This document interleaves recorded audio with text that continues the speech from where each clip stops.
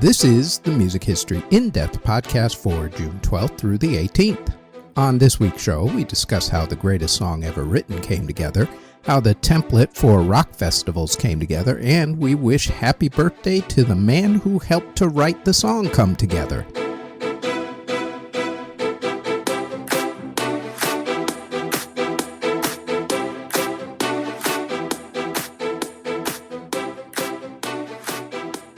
This show goes more in depth about some of the events that we put on our daily podcast, the Music History Today podcast, which drops every single day, including weekends, wherever you get your podcast from. Now, on to this week's episode.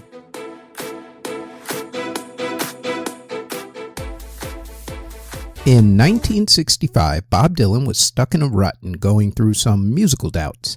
His mantle as new musical hero was beginning to weigh heavily on him, so much so that he was thinking about quitting the industry.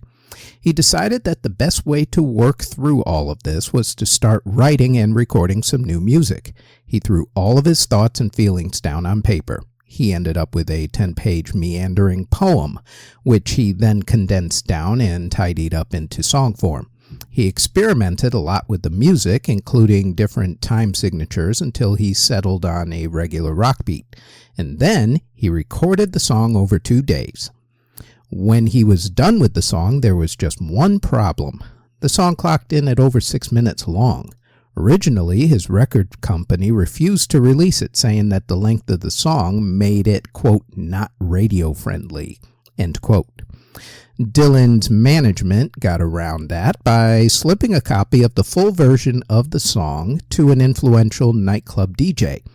The response to the song was overwhelming, and soon radio stations wanted copies of the new Dylan song that they had heard about.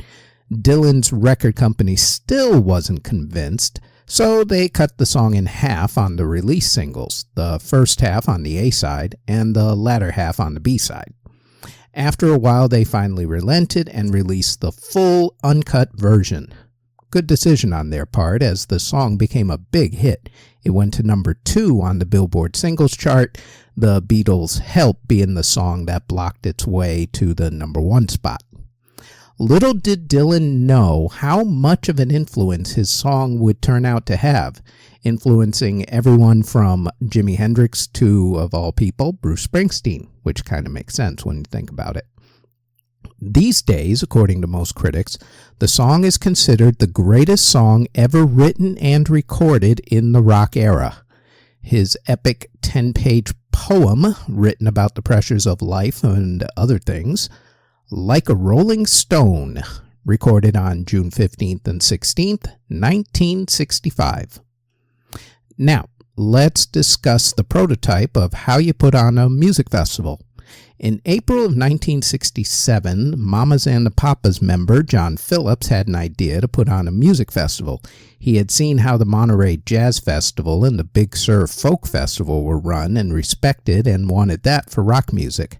He got together with record producer Lou Adler and a couple of other guys and decided to hold a 3-day festival at the Monterey County Fairgrounds in California. The festival was put together in about 7 weeks and was different for a few reasons. First, most of the acts played for free, as the ticket box office was going to go to charity. The only exceptions to that were Country Joe and the Fish and Ravi Shankar. Second, everyone on the staff was trained and security was plentiful. The staff was even trained on how to take care of concert goers who had taken way too many drugs and were on bad LSD trips. There were also some historical reasons why this festival is still talked about to this day. One is that it is considered the first event in the Summer of Love that your parents and grandparents love to glowingly talk to you about. Thanks, boomers. Technically, the first rock festival happened a week before, but that festival didn't have earth-shattering, history-making performances like Monterey did, so Monterey gets the nod as the beginning of the Summer of Love. The big reason why people still talk about this festival is because of who became famous after it. The festival introduced America to Janis Joplin when she performed with Big Brother and the Holding Company. It also made Otis Redding into a huge mainstream star. It let people get to know Ravi Shankar, and The Who also made their mark in America there. The big act, though, that is synonymous with the festival is, of course, Jimi Hendrix. Hendrix made his American debut there after taking England by storm. His performance is legendary, from spinning his guitar to playing the guitar with his teeth to lighting his guitar on fire and praying to it. Life was never the same for the greatest guitarist who ever lived after that, and when people say the phrase, Jimmy plays Monterey, you know exactly what they're talking about. Overall, the festival was a huge success. It set the template for other music festivals after that, from how to train staff to how to promote a festival to setting the festival up as a 3-day event to ticket price scaling. Top ticket price, by the way, was $6.50, which works out to about $47 in today's money when you figure in inflation, which is still a steal for a festival. Huge steal, actually. I mean, seriously, try getting into a festival for $47 these days. That ain't happening. Perhaps the Fire and Pemberton Festival organizers should have studied how Monterey was run. Maybe they wouldn't have gotten into so much trouble that they did. In any event, the Monterey Pop Music Festival took place from June 16th to 18th, 1967. Honorable mention to that particular story, by the way. On that very same weekend, June 16th through 18th, 1967, the very first Montreux Jazz Festival took place. Here are some other honorable mentions. On June 15th, 1967, Peter Green left John Mayall and the Bluesbreakers. His next group was Fleetwood Mac, that he formed with drummer Mick Fleetwood. Last week, we briefly discussed how June 7th was important to the life of actor John Travolta, specifically because that was the date that his next musical made its Broadway debut. On June 16th, 1978, the movie based on that musical, Grease, premiered, starring John Travolta and Olivia Newton-John. That movie, along with the movies Saturday Night Fever and Urban Cowboy, turned John Travolta into the hottest actor for a number of years until he went into the actor relocation program, until Quentin Tarantino finally found him and put him in the movie Pulp Fiction. On June 16th, 1978, the movie musical The Blues Brothers, based on the Saturday Night Live sketch of the same name, held its premiere in Chicago, Illinois. Back around 2011 or so, Lin-Manuel Miranda was coming off of a very successful production that he created called In the Heights. That show had gone on to be nominated for 13 Tony Awards, winning 4 of them. Of course, when faced with such a greatly successful Broadway show, you're left wondering, how do you possibly top that? When Lin-Manuel was going on vacation, he picked up a biography in the airport that was written by Ron Chernow called Alexander Hamilton. For some reason known only to creatives like us whose brains work like this, after reading a few chapters, he started picturing Hamilton's life as a musical, and he would give the play and the music a hip-hop soundtrack because, seriously, who wouldn't? Seriously. Right around that time, then-President Barack Obama was doing an evening of poetry at the White House. He invited Lin-Manuel to perform parts of In the Heights. Lin-Manuel decided instead to road test parts of his Hamilton project because who wouldn't want to try something brand spanking new in front of the President of the United States and a national audience, because no pressure. Turns out his gamble actually paid off. The response was overwhelmingly positive, so much so that he decided to continue on with the project and flush it out some more. In 2013, he did a workshop where he had most of Hamilton worked out by then. That went pretty well, so he finished the musical and started an off-Broadway run. He then moved the production to Broadway, where it ran in previews for what seemed like forever, drawing huge word of mouth. And on August 6th, 2015, after taking in almost $30 million in ticket sales during the preview alone, Hamilton officially opened on Broadway. To say that the response was positive would be the understatement of the decade. Hamilton broke box office records and has sold out so many performances that even with Lin-Manuel no longer there for a number of years, I still don't think you can get a ticket. It also tied the Broadway production The Producers for the record for the most Tony Award wins, winning 11 out of 13 nominations on June 12th, 2016. The only reason why it didn't win all 13 nominations was that two Hamilton actors were actually going up against each other in two different categories, so mathematically wasn't going to happen. Only one in each category could win. As far as its effect on pop culture and history goes, Hamilton actually did an awful lot. First, it helped to introduce a couple of generations to a lesser-known member of our Founding Fathers. It also made the Founding Fathers so popular that when it came time to redesign the $10 bill, Hamilton was left on it instead of being replaced. Plus, it helped to expand hip-hop to the Broadway audience and Broadway to the hip-hop audience. The musical phenomenon Hamilton, crushing the competition at the Tony Awards, winning 11 of them on June 12th, 2016. Lastly, unless you're a fan of early 1960s R&B and easy listening music, then the name Adam Wade probably doesn't come to mind. Adam was one of those artists who never received his flowers in his later years, having now passed away on July 7, 2022 at the age of 87 from Parkinson's disease. We're giving him his props this week, not necessarily for his music, which was good, but for something else that was extremely rare at the time. Adam was a lab assistant for Dr. Jonas Salk when Dr. Salk was conducting his polio vaccine experiments. The siren call of entertainment followed, so Adam left to go make his mark in the world for something other than helping to save millions of lives through a vaccine. Hey, guys gotta have other dreams, you know. Adam started out in entertainment as an easy listening type of singer whose style was more along the lines of Johnny Mathis or of Adams's idol, Nat King Cole. Adam racked up 3 top 5 singles in 1961, Take Good Care of Her, As If I Didn't Know, and Writings on the Wall. His last hit was 1965's Crying in the Chapel.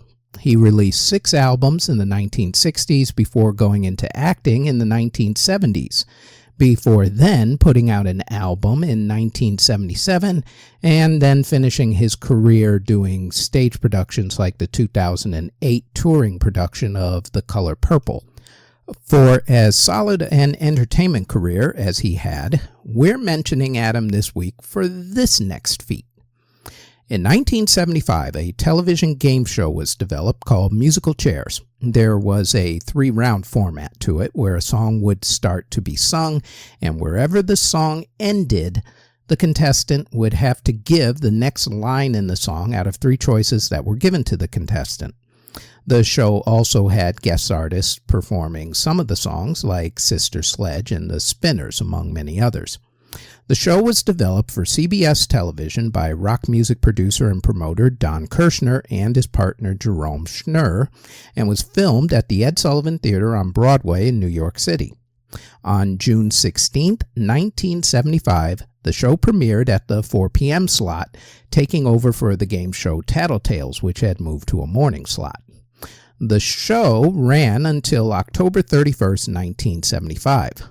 The show's host was Adam Wade, and in an era where the vast majority of television roles for black people were found on sitcoms where you dealt with the usual stereotypes and, well, let's just face it, buffoonery, musical variety shows if you were a well-known artist like, say, the Jacksons, or the occasional drama in a supporting role as the best friend or a co-worker, or name your other stereotypes to that as well.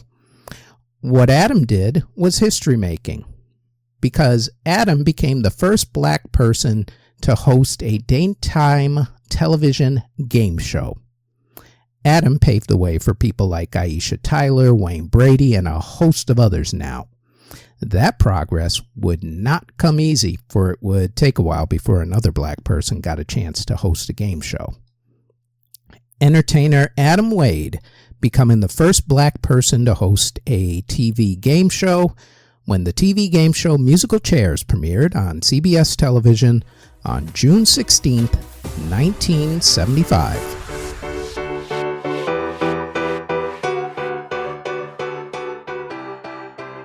Before we go any further, we'd like to tell you about our other podcasts. The Music History Today podcast goes over the daily events in music history and drops daily, including weekends, on YouTube and wherever you get your podcasts. There's also the Music Halls of Fame podcast, which talks about a member of the Rock and Roll Hall of Fame, along with other Music Halls of Fame's museums and walks of fame. The Music Halls of Fame podcast drops every Thursday and can also be found on YouTube and wherever you get your podcasts. Now, back to this podcast.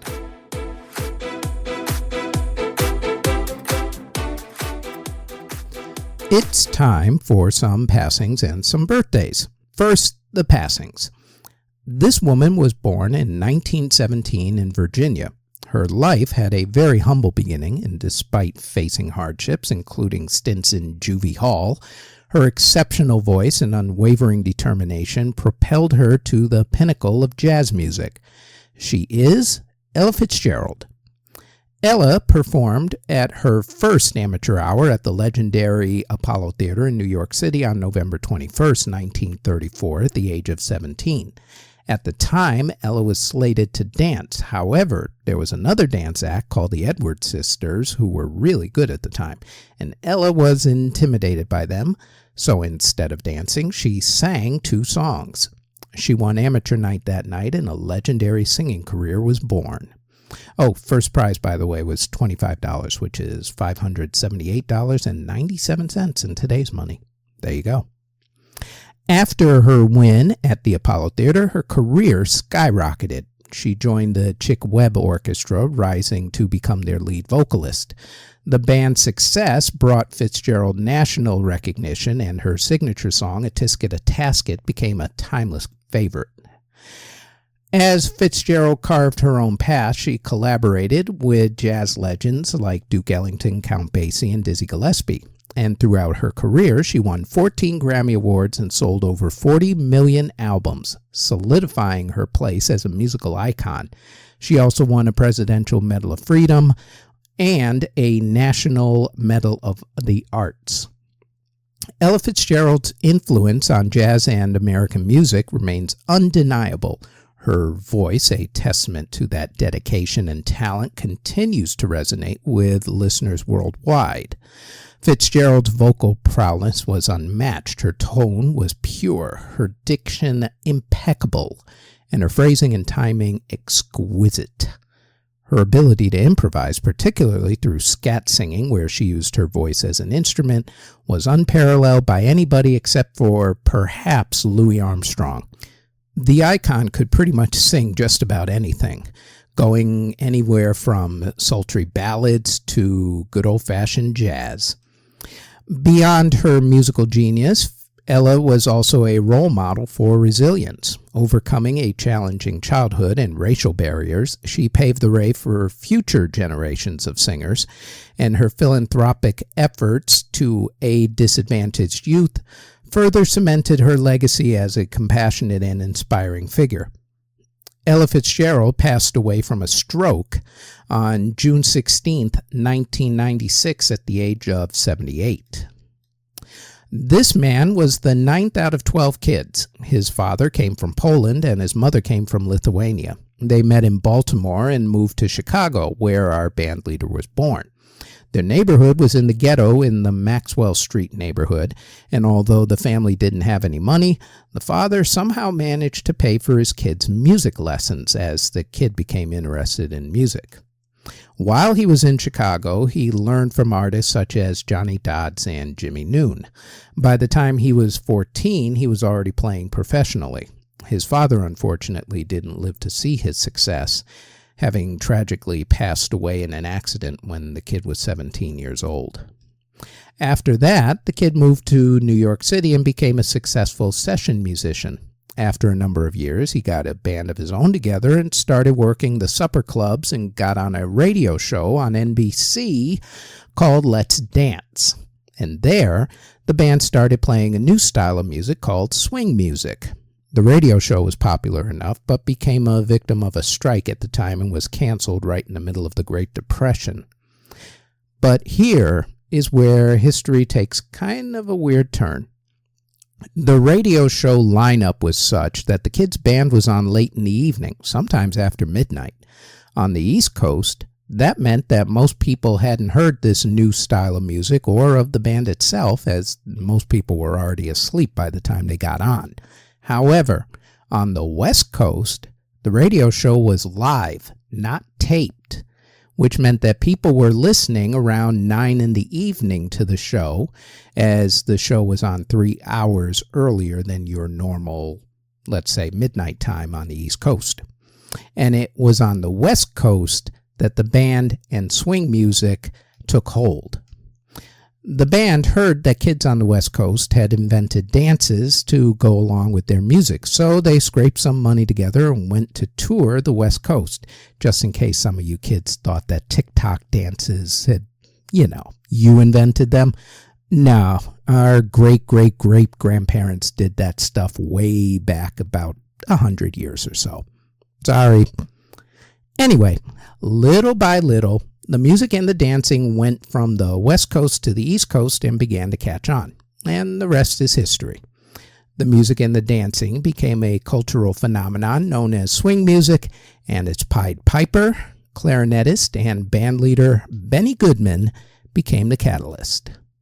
Swing music impresario Benny Goodman passed away on June 13, 1986, at the age of 77. Now to the birthdays. 2Pac Shakur. The name commands respect, vilification, admiration, contempt, depending on which side of the fence you're on with him. He was the greatest rapper of all time, or the second greatest behind Biggie. All of the above, of course, depending on what side of the East Coast-West Coast rivalry you sit on. For my money, I personally give the edge to Pac because of his entire history of work and not just 2 albums. Unfortunately, while Pac consistently put out quality albums, Biggie never got the chance to, having been killed in the process of doing work for his second album. Ever since 2Pac was born in 1971 in East Harlem, New York, he couldn't help but become involved in social and political issues. A lot of his family was involved in one way or another with the Black Liberation Army. In fact, 2Pac's stepfather was on the FBI's 10 Most Wanted list for a number of years. The family moved out of Harlem to Baltimore, Maryland in 1986. When he went to the Baltimore School for the Arts, a new world opened up for him. He studied acting, ballet, jazz, and poetry. He also became involved in the Young Communist League and developed a lifelong friendship with fellow student Jada Pinkett Smith. A couple of years later, the family moved to California. Pac started going to poetry classes held by poet Leela Steinberg. Leela was involved in putting on a concert that had 2Pac's group at the time, Strictly Dope. In attendance one time was Atron Gregory, who assigned 2Pac as a backup dancer with the hip-hop group Digital Underground. He ended up rapping on Digital Underground's song, Same Song. In 1991, he released his debut album, 2Pacalypse Now. The songs that came off of that album were Brenda's Got a Baby and Trapped. For the next 5 years, 2Pac released 4 more albums. The vast majority of his songs dealt with social issues such as police brutality, poverty, domestic violence, and such. And some of his biggest hits were California Love with Dr. Dre, 2 of America's Most Wanted with Snoop Dogg, I Get Around, Keep Your Head Up, Dear Mama, How Do You Want It, and I Ain't Mad at You. Of course, you can't mention 2Pac without thinking about the bad that went along with the good. There were his sexual assault charges and for assaulting director Alan Hughes, which put him in jail 3 times. There was also, of course, his beef with Biggie. There was the attempt on his life outside of a New York City radio station. There was his lawsuit against the city of Oakland, California, after getting beaten up by 2 Oakland cops for jaywalking, of all things. During one of his arrests for sexual assault, bail was set at $1.4 million. 2Pac's savior in this case would be someone who was there when 2Pac met his tragic end. Suge Knight. Suge and Pac worked out a deal. In exchange for Suge posting Pac's bail, Pac would record 3 albums for Death Row Records. Pac's first 2 albums in the deal were made into the 28-song double album All Eyes on Me. What most people don't realize is that all of those songs were actually recorded in only 2 weeks between October 13th to 27th, 1995. That's a staggering amount of work in 2 weeks for what turned out to be one of the greatest hip-hop albums ever made. The album was produced primarily by Johnny J and Daz Dillinger. Dr. Dre would help out on a couple of songs, and the album also had guest spots from Dre, Snoop Dogg, George Clinton, Nate Dogg, Method Man, Redman, among many others. The album, All Eyes on Me, when released on February 13, 1996, became the first album to hit number 1 on the Billboard Albums chart from an artist who was in prison at that point and would go on to sell over 10 million certified copies in America. The album had the mega hits California Love with Dr. Dre, Two of America's Most Wanted with Snoop Dogg, and How Do You Want It from Casey and JoJo from the band Jodeci. The final song released from the album, I Ain't Mad at You, would be released after this event. On the night of September 7th, 1996, Quincy Jones and actress Peggy Lipton's daughter, Kidada Jones, waited for Tupac in a Las Vegas hotel room. Kidada was Tupac's fiancée at the time.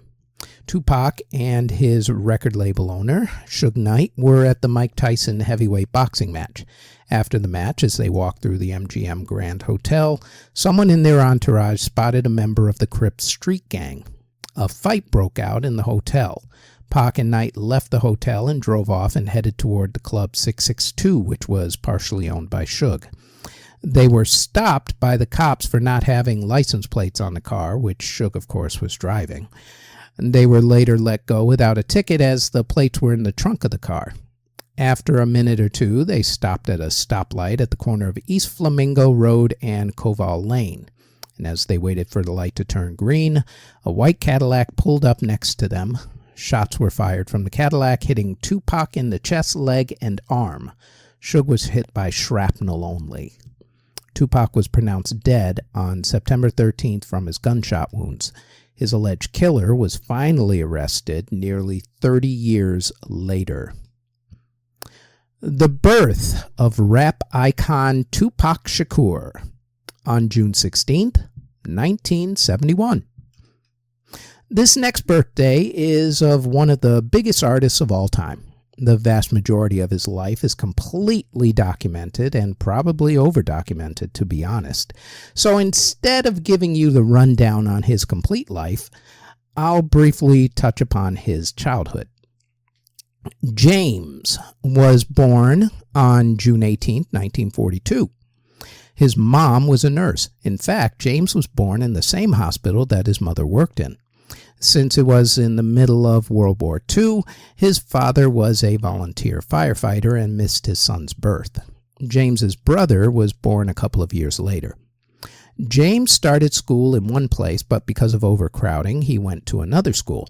One day, while on the school bus to that other school, he met a kid who would eventually help him to change the world. They became good friends and would remain so until one of them passed away. Along with being a volunteer firefighter, James's dad also played trumpet and piano. James's dad, in fact, gave James a trumpet for his birthday. James, however, was more interested in a guitar as rock and roll was just beginning to make its mark, so he traded in the trumpet and learned the guitar. One day, James went to a concert and got into a conversation with a member of one of the bands. The two of them became friends.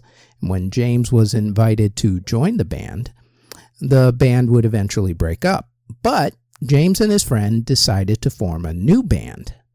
The new band went through a few member changes, including getting James's earlier mentioned friend to play guitar, changing drummers, playing gigs in a different country, and playing their hometown, where a record store manager found them. The manager became their manager and had them work with a really good producer.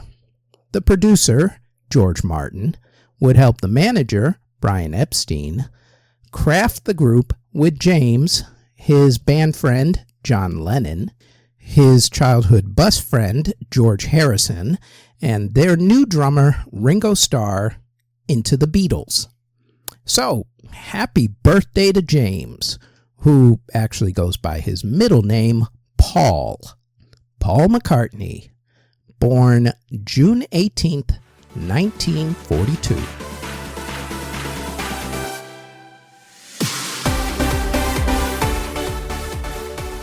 Finally, let's delve into some albums. First, some honorable mentions, and we'll start with 4 debut albums. On June 15, 1979, Joy Division released their debut album, Unknown Pleasures. On June 13, 1988, Paula Abdul released her debut album, Forever Your Girl, which became one of the biggest selling albums of the late 80s and early 1990s. On June 15, 1989, that date saw 2 debuts. Nirvana released their indie label debut, Bleach. Based on that album, they got a major record label deal and released their album Nevermind. On the same exact day, The Offspring released their debut album, but they only released it on vinyl, not on CD or cassette at that time. There was one iconic album that was released this week in music history. Some places say that this particular album was released on June 6th, 1972. However, evidence came to light in 2015 from the record label Head that said that the official release was actually June 16th, so that is the date that we are going to talk about. This man was born on January 8th, 1947. Growing up, he became hooked on rock and roll, specifically Elvis Presley, the man who he also shares a birthday with. He also developed a fondness for theatrical performances, a characteristic that would help shape his career, along with this album that we're going to talk about. He started out recording under his own name while he was part of a group called Davy Jones with his King Bees in 1963 until January 14, 1966, when he released a single, Can't Stop Thinking About Me, under his new name, David Bowie. He took the name Bowie from the popular Bowie knife at the time. He changed his last name so he wouldn't be confused with another artist who was gaining popularity on a TV show named Davy Jones. That TV show eventually would be The Monkees. In June of 1969, David, Bowie that is, was on the outs with his record label. His first album was a complete flop. He was looking for a new label at the time. His manager negotiated a one-record deal with another label, so into the studio he went.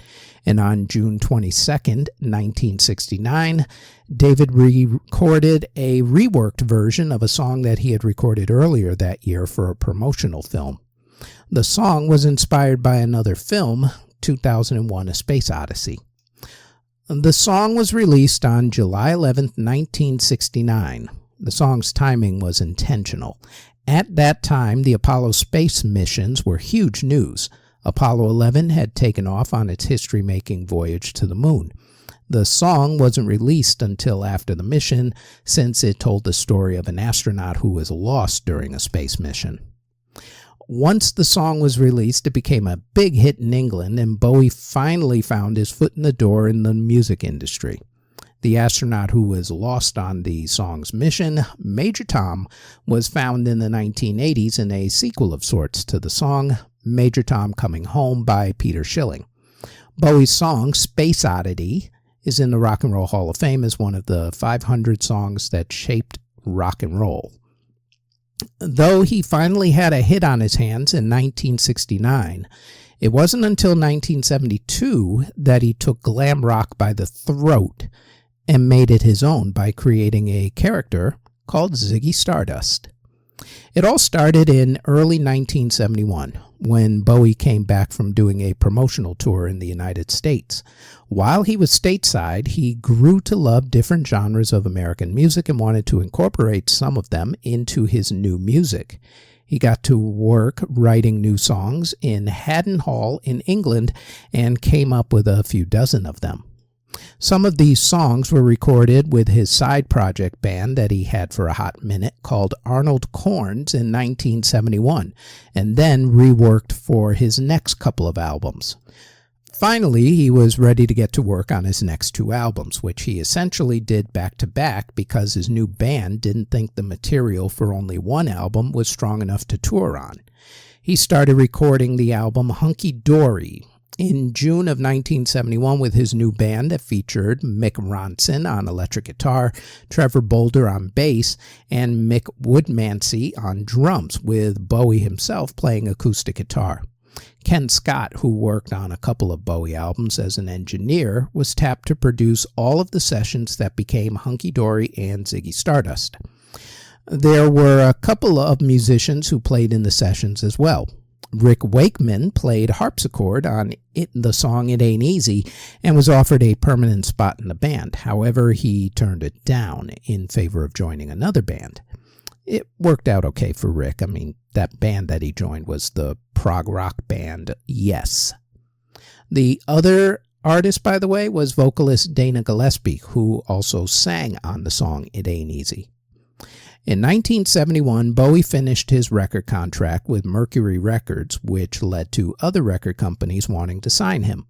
Bowie's manager took the songs that were ready for Hunky Dory around to the record labels, and RCA Records, thanks to their label head Dennis Katz, signed him to a deal.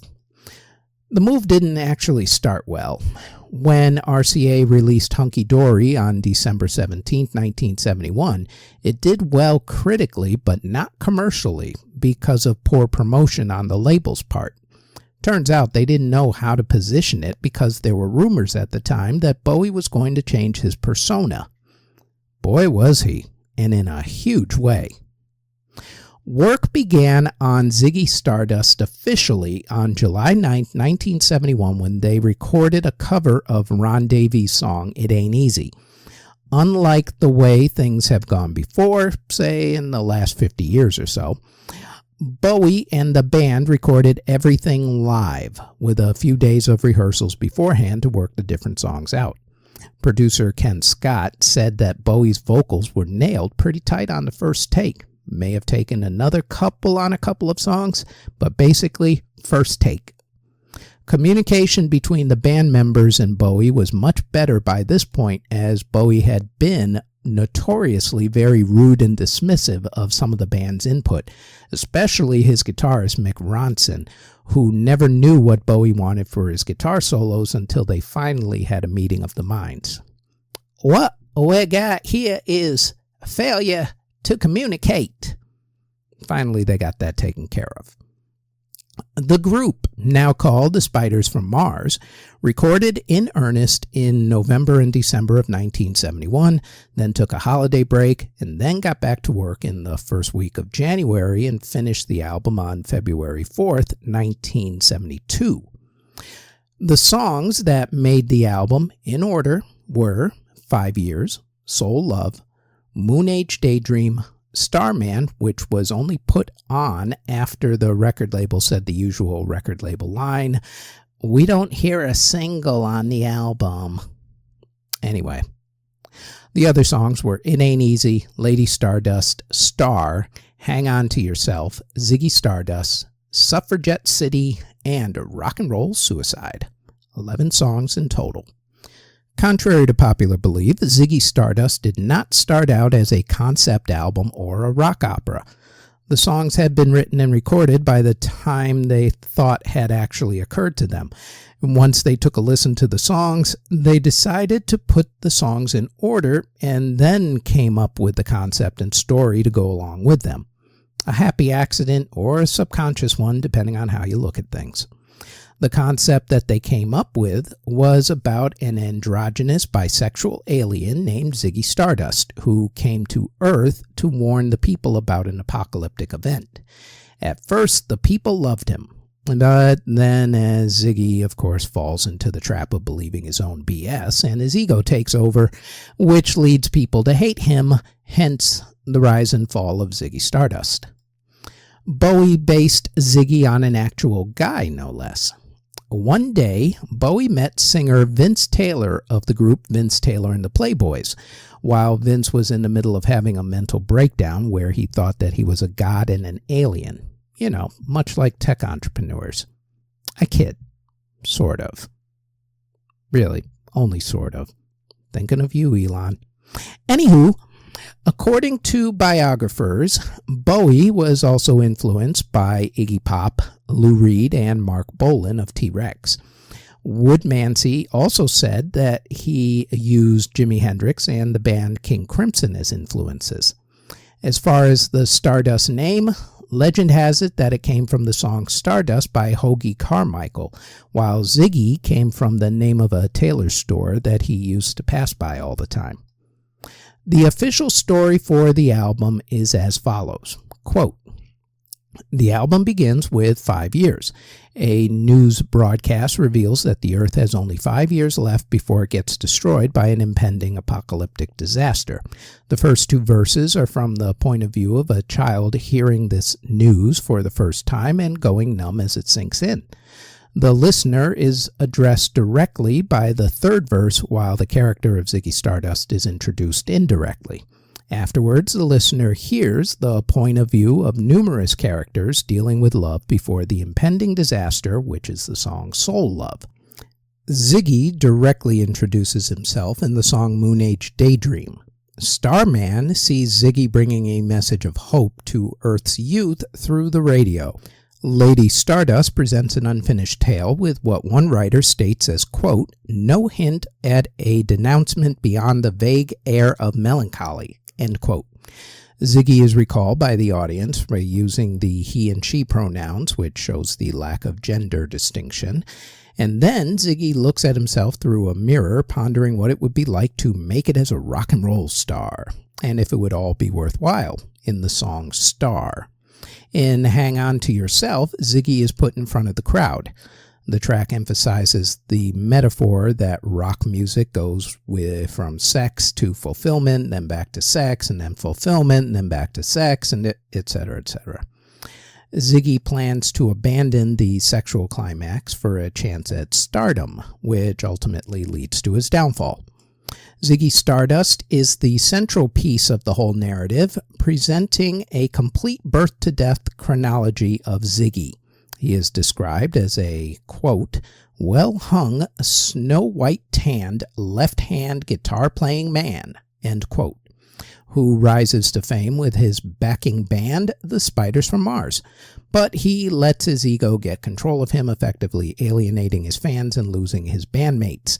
Unlike Lady Stardust, though, Ziggy Stardust the song shows the characters rise and fall from a very human manner. One writer notes that you can't really tell who is singing the song Ziggy Stardust. It could be an audience member. It could be one of the members of the Spiders from Mars. It could be Ziggy himself just thinking about himself. In any event, after his fall from grace, Ziggy is described as, quote, a hollow figure caught in the headlights of braking cars as he stumbles across the road, end quote. Rather than dying in blood, though, Ziggy cries to the audience in the song Rock and Roll Suicide, requesting that they give him their hands because they are wonderful before he dies on stage. The famous album photos were shot on January 13, 1972, in photographer Brian Ward's studio on Hedden Street, just off of Regent Street in London. Ward wanted to capture the band outside before the sun went down that day, but it was cold out, so most of the band stayed indoors. Bowie, who had a flu, went out anyway, and he stood in front of what was then K West Furrier's in what is now actually a restaurant. I've been there. Good restaurant. The back cover was shot around the corner at a Red Box phone booth, one of the famous British phone booths that you see in all of the promo tourist stuff. A replica of that particular booth, no, it's not the original from back in the 70s, still stands in the same spot. The entire area is now a tourist spot with people leaving notes for Bowie. The photos were originally shot in monochrome and then retouched in color, which is why they look the way that they do. On June 16th, 1972, the album The Rise and Fall of Ziggy Stardust and the Spiders from Mars was released in the United Kingdom. It was preceded on April 12th by the double A-side release of Starman and Suffragette City. Another event that preceded both releases that was either purposely or coincidentally timed was an article that came out in which Bowie came out as being gay. That article prepped the public for his Ziggy persona and turned Bowie into a gay icon, with one publication calling Bowie, quote, a potent spokesman, end quote, for, quote, gay rock, end quote. Whether it was a coincidence or an orchestrated move by his manager, it helped to give Bowie free publicity for both the album and the upcoming tour. Starman performed well enough on the British pop charts to earn Bowie a spot on the very influential British music television show Top of the Pops. On July 5th, 1972, Bowie performed in his full Ziggy outfit with spiky red hair, astronaut boots, and a rainbow-colored jumpsuit. During the performance, Bowie put his arm around Mick Ronson's shoulder. That one simple act, much like white singer Lulu putting her arm around black entertainer Harry Belafonte's arm while singing a duet together on her TV show less than a decade earlier, sent the British media into a tailspin. However, the kids loved it. What it was with the British media always getting huffy when someone touched a person of either the same sex or a different race is beyond me, but that's the world we live in sometimes. In any event, after that performance, Starman went from being a song that bubbled in the upper 40s on the charts straight into the top 10. The album started to do relatively well, but was never a humongous seller when it first came out. That happened little by little over the decades, as it slowly sold 7.5 million copies, making it David Bowie's second best-selling album after, of course, Let's Dance. The downfall, if you will, for Ziggy Stardust came on tour. Bowie toured the UK, America, and Japan from January 1972 to early July 1973, with breaks in between on the tour. Bowie was into method acting, which, for those not in the know, is when you don't break character even when the cameras stop rolling. You are that character 24/7, 365. And that meant that Bowie was Ziggy wherever he went. According to Bowie, it got to the point where he questioned his own sanity. During the breaks, he and the band worked on the next album and also a new persona. That album became A Lad Insane, as in A Lad Insane, which was much edgier and more aggressive due to Bowie's declining grasp on his own sanity. The song The Gene Genie was the big song off of that album. Finally, on July 3rd, 1973, during his final tour performance at the Hammersmith Odeon in London, England, Bowie announced to the crowd that he was killing off Ziggy Stardust and moving on. The only person who knew that he was going to break up the band was Mick Ronson.